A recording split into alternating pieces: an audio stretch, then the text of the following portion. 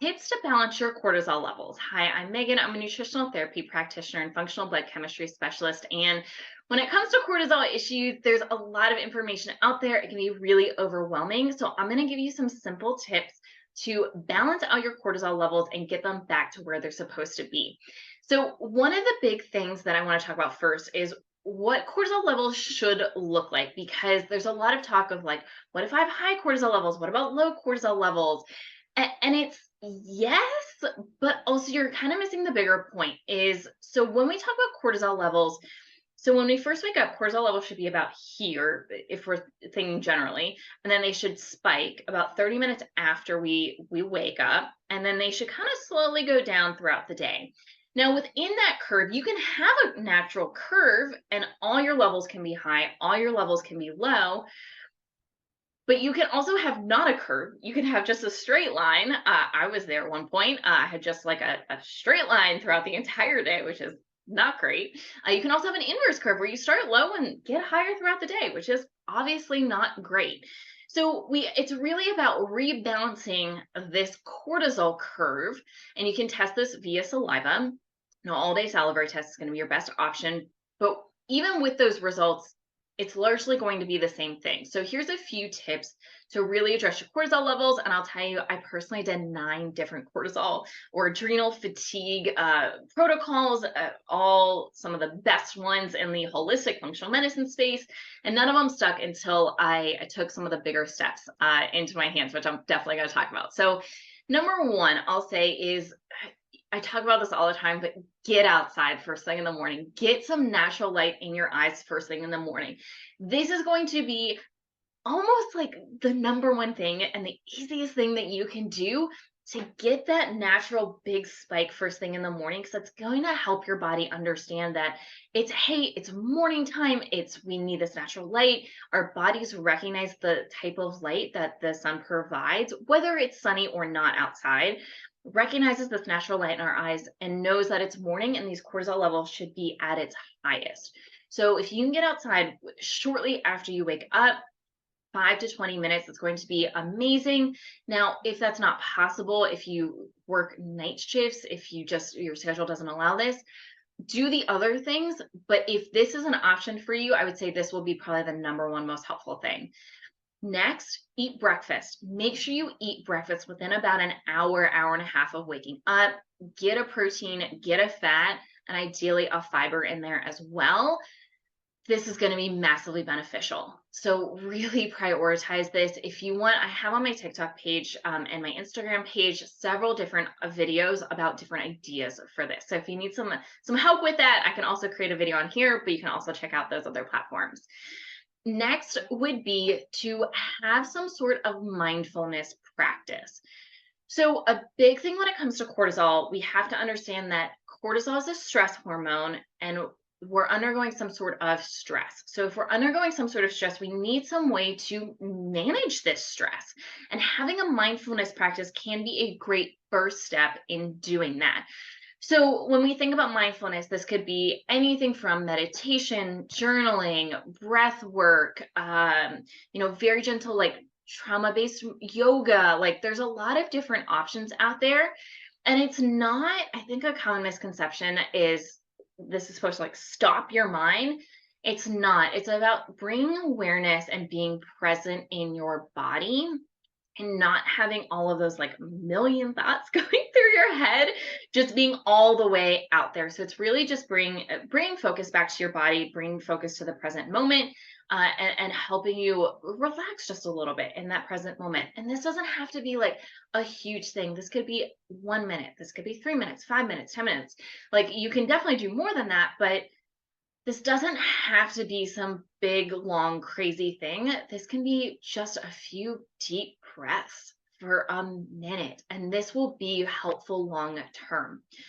The next thing is make sure you're getting essential nutrients. So nutrition plays a really big role here. And if we're having a lot of sugar, if we're eating a lot of junk food, a lot of inflammatory food, and inflammatory is inflammatory to you, and every person's different here.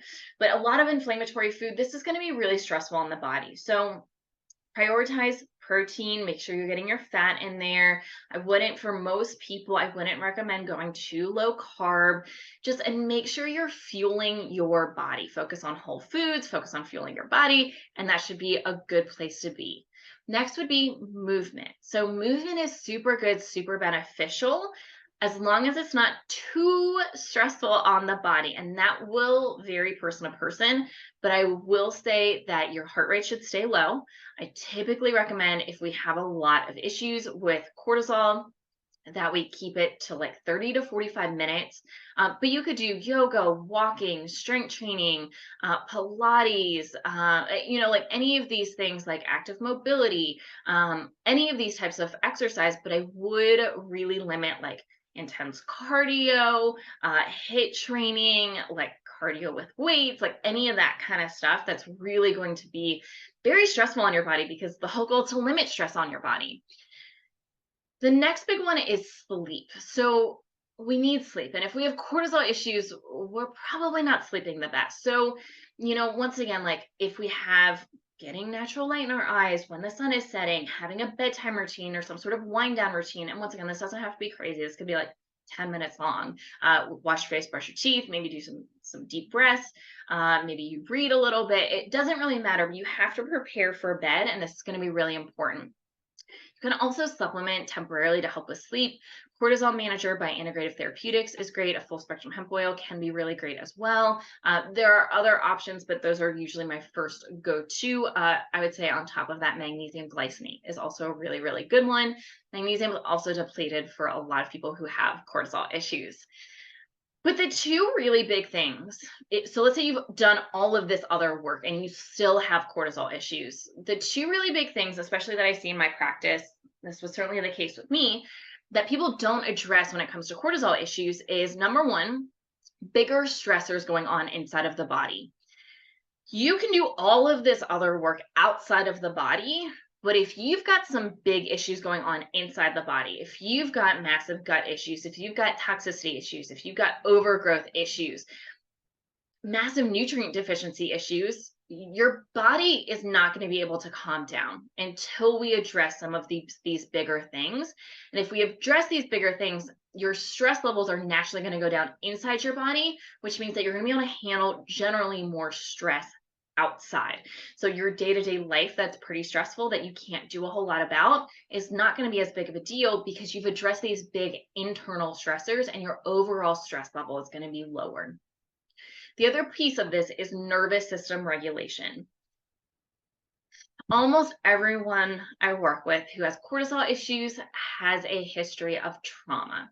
Now, trauma comes in all shapes and sizes. This could be childhood trauma. This could be capital T trauma, abuse of some sort, and a parent who was an addict, a parent who left, a parent who passed away.